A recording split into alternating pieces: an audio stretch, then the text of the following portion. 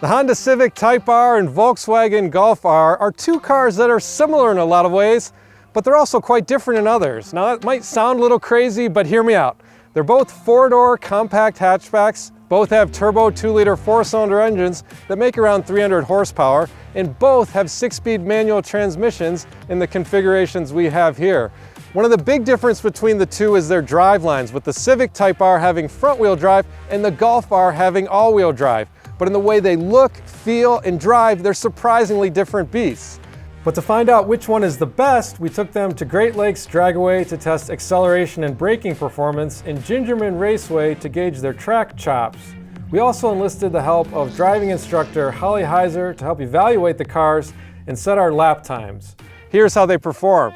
In our drag strip testing, the Civic Type R edged out the Golf R in our acceleration tests with a 0 to 60 mile/hour time of 5.63 seconds and a best quarter-mile time of 13.9 seconds at 104.74 miles per hour.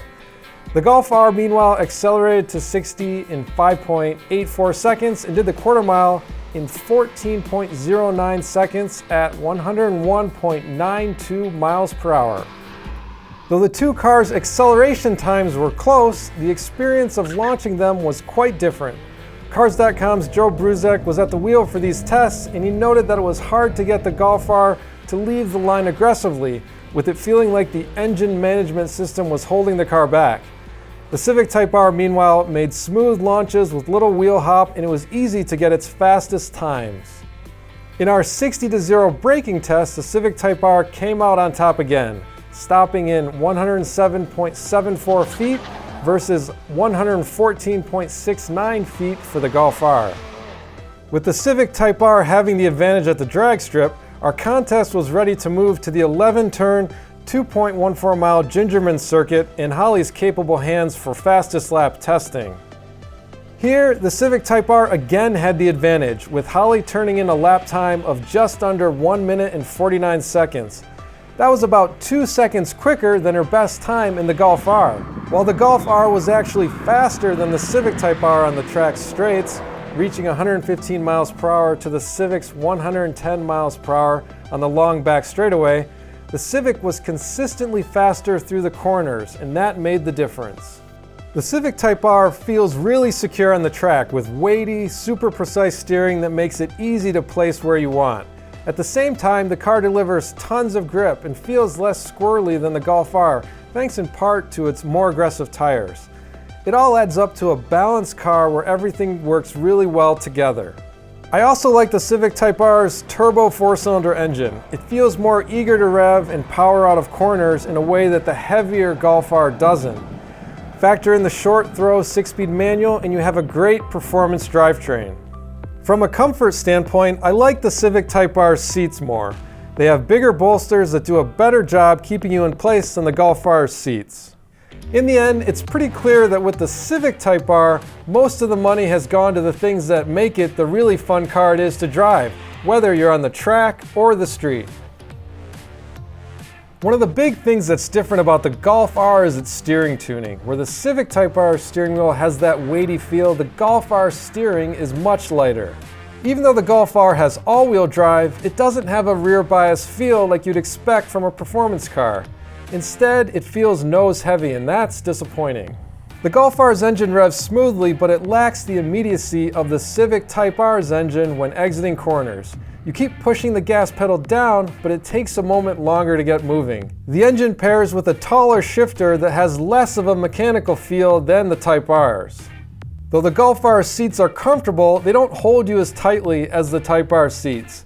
And with the Golf R's greater body roll, even in its most aggressive race mode, you feel like you have to hang on to the wheel more to stay in place. The result is a less purposeful feeling car on the track.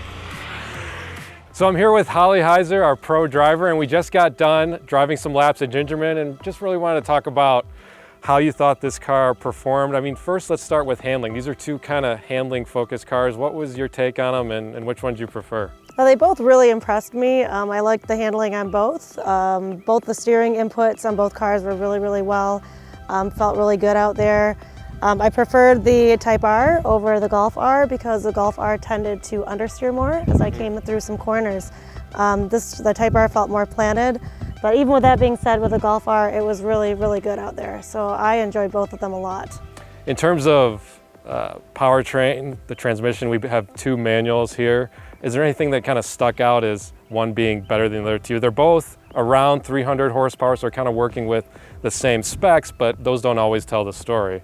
Yeah, I think they both felt really good. I still preferred the Type R. I liked the way that it shifted better. It felt easier to get into the gear. And those rev matches that happen for you if you want it to, it's a really nice feature to have, especially for people that don't want to do that heel toe. It's very quick and responsive. And then the Golf R also, it felt really good shifts in this car too. I just felt more comfortable in the Type R. So the Type R is around $35,000. The Golf R is around $41,000. So I really want to know, which one do you think would be the better performance buy, and also which one would you want to have if you're taking it to a track day? The Type R on both those questions, for sure. I think it's a better value for the money. I think that it performs really well out there. It's cheaper, and I think it's great. I think you could take it from the street, you can load it up with a whole bunch of stuff because it's got plenty of room, and just go out and track all day and then drive back home. So there you have it. The Type R is our winner. We really enjoyed driving it on the track, and it's really capable in that setting too. But at the same time, it's really usable in daily driving situations. It's got a comfortable interior that's roomy for 4 adults, and also has a ton of cargo space. If you want to see all the details from this comparison test, check out Cars.com.